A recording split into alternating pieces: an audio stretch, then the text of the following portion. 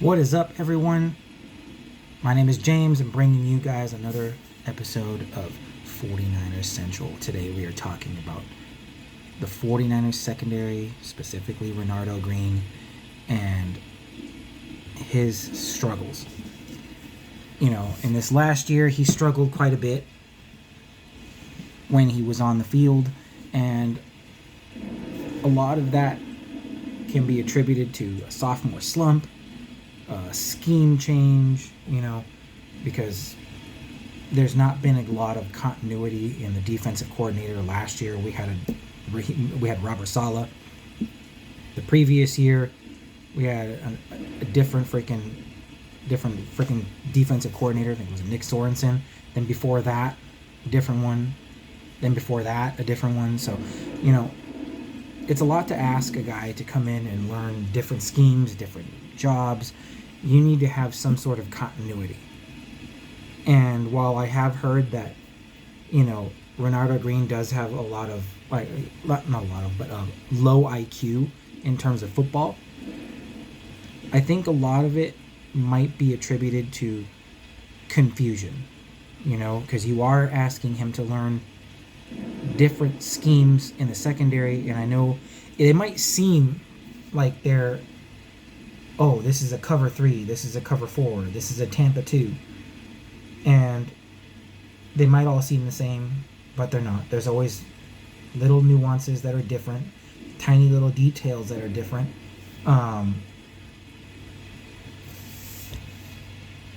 If you look at the way that Robert Saleh runs his defense, it's more of a Seattle-style cover 3 with a cover 4. And he does match zone. Not as much as Raheem Morris does, but he does.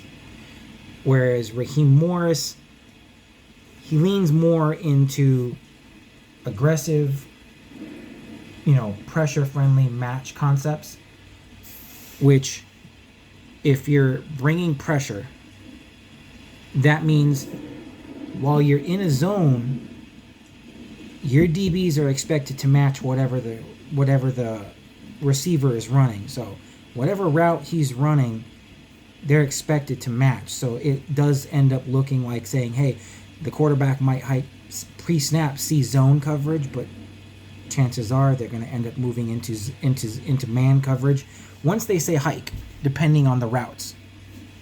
And that is a key difference here than where it was before, because, and I'm going to say that the biggest difference now is that Raheem Morris likes to press.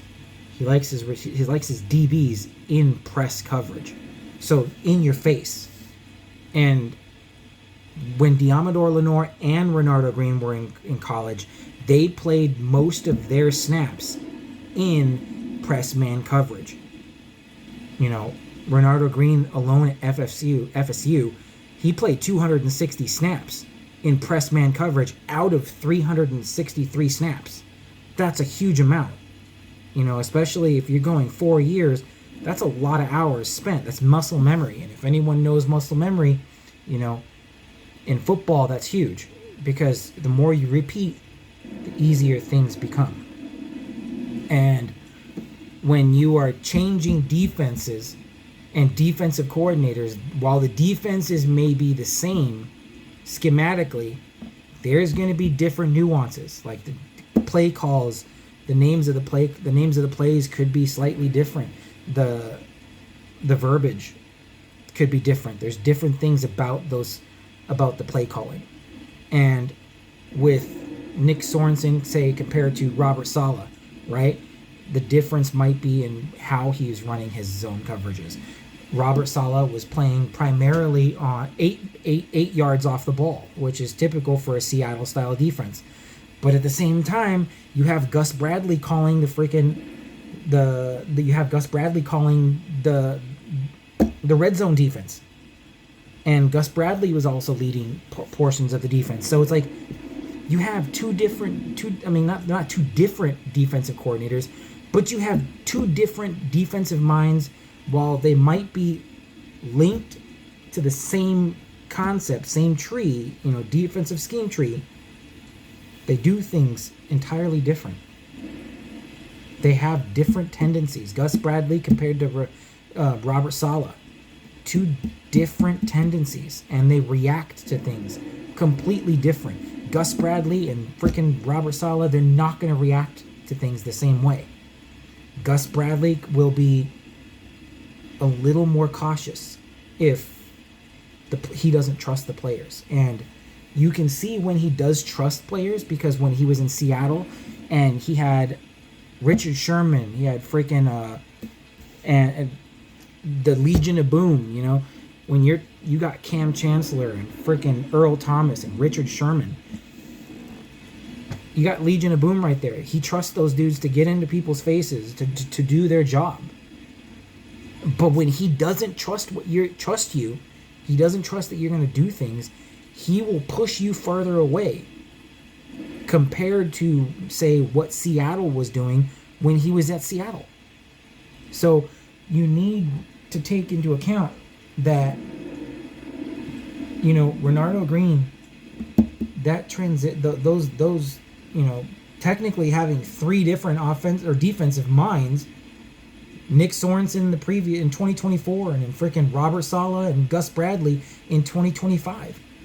A lot of that confusion can be seen because while Robert Saleh was the defensive coordinator, Gus Bradley was the assistant head coach and, you know, freaking obviously putting his damn mind in there, which I wasn't in favor of. You know, if you're going to give a defense to Robert Saleh, let him have the defense completely. Don't bring in somebody else and then say, cool, this guy's going to freaking be running the red zone defense and he's going to be running these things situationally, and then Robert Saleh's got everything else. Like, they don't teach the same way.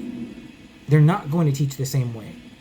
So while Gus Bradley might be teaching, hey, you know, be a little more cautious, be off the ball, use your vision, Robert Saleh may be saying, hey, I need you to be aggressive, I need you to go up and hit.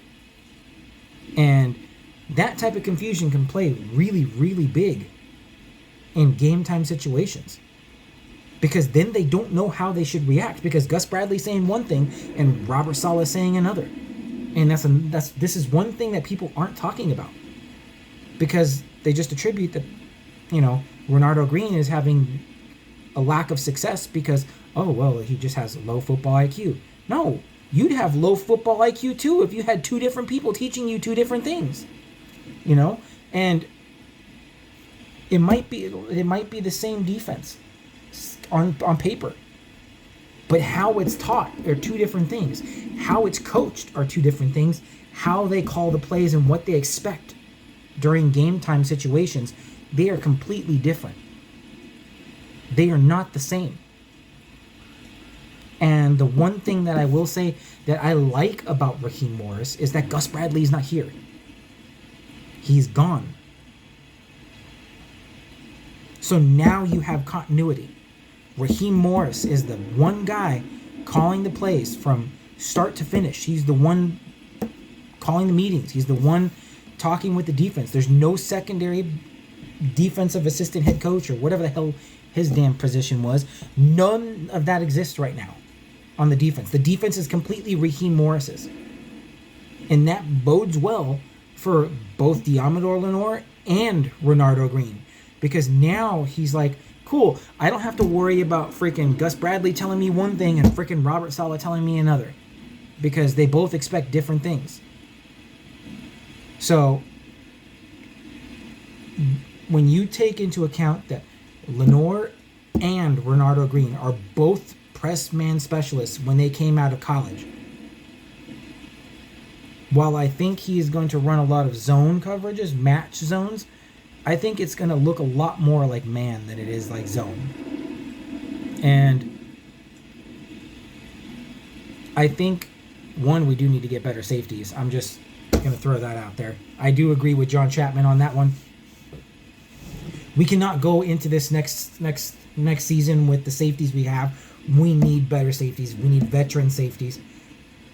We have way too many rookies in this secondary. We have way too many rookies on the defense, period.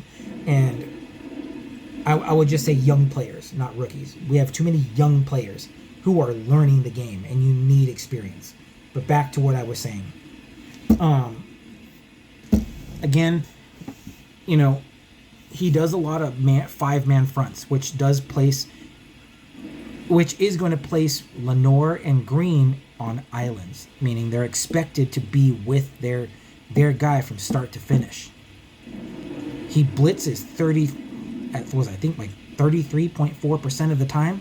That's a pretty high rate compared to what the Niners were blitzing at, as I think like 17%. That's huge. That's a big difference. And if you're asking Renardo, Green, and Lenore, saying, cool, you're not going to be 8 yards off the ball. I want you in the receiver's face. I want you pushing him off the route. I want you to get physical with him. Don't think, just do. That's the simplest way I could put it. So, play the way that you are accustomed to playing, the way your muscle memory is accustomed to playing. And once they get used to that, again, it's going to come back quick. You know, when they're in press coverage, and I do think they will be in press coverage when Raheem Morris starts running this defense during training camp, it's going to be a pretty clean transition for them. You know, it's going to have continuity. They're going to be able to learn Raheem Morris's defense, and I think that they are going to benefit quite a bit from him, especially Renardo Green. He wants to be aggressive. He wants to push receivers off the ball. He wants to stay with his guy and shut him down. He doesn't want to have to freaking have two different defensive minds telling him two different things, teaching him two different ways to run the same damn defense. You know, so take all of this into account, and I don't think that certain players don't fit his scheme. I've seen comments like that before. Raheem Morris, he's a pretty adaptable guy. He's a really adaptable dude. He will run his defense to the players that he has available, as well as picking up players that he needs in order to have an effective defense. And I think the level of control that he has over this defense now, just me giving my personal opinion, I think he has had, you know, obviously been a defensive coordinator before, but the level of control that he has over this defense now is different than what he was with previous teams. You know, and I know he's not exactly the best head coach, but again, the teams that he's coached for, they're not exactly very good. Like, I know the Falcons, he just got off the Falcons, but let's check the other teams. You know, that's pretty interesting. I want to know that too. So let's go.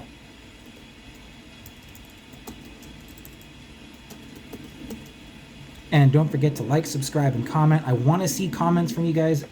It would be really helpful, especially towards the algorithm.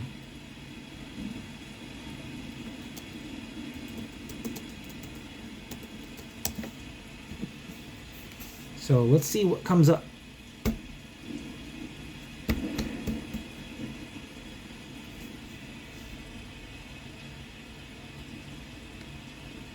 So we got his college career. He was a defensive backs coach at Hofstra University.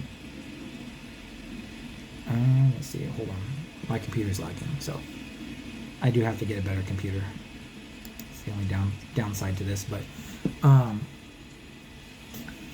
there we go. So he was a DB coach at Hofstra College. I think it was Hofstra University, 1998 to 2001. Cornell College graduate assistant in 1999.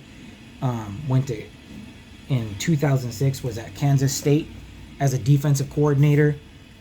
He was the DB coach / head coach, or moved to head coach in 2009 to 2011. So that's a pretty nice transition there for the Tampa Bay Buccaneers. So he was a DB coach he was with the team from 2002 to 2011, became the head coach in 2009. It's pretty nice. Then he was on the defensive staff with Washington then was with the Atlanta Falcons, and now he's with us. So you can see his kind of career. He's been around. And his head coaching career has not exactly been the best again. But, I mean, Tampa Bay has kind of been hit or miss depending on its success. So, you know, it is what it is on that one. And the Atlanta Falcons, they haven't been the Atlanta Falcons since, you know what I'm trying to say. They haven't been good since freaking 2016, and 2016, 2017, right around that time that they were making the Super Bowl and playoffs and stuff like that. So I think he's much better as a coordinator than a head coach, and I don't think that his choices in terms of which teams he goes to have been pretty good. So I do think that overall, I think our secondary is going to be not like top 5, but I do think it's going to be improved. And the one thing that he is known for is being a DB guru, which is freaking awesome because I'm really wanting our goddamn secondary. Like, I want our dudes to be ball hawks. Like, I want these guys to be shut down corners. Like, I'm hoping that happens this year. So let's see how this goes, and you know, hopefully Renardo Green can thrive under Morris and take the coaching that he is giving and really just hammer this off season down, because I want to see our guys have success. The one thing that I don't want to see them doing is being placed in the situations where, you know, they're getting confusing coaches, like the coaches confusing them by teaching them 2 different ways and, you know, calling the defense in different ways.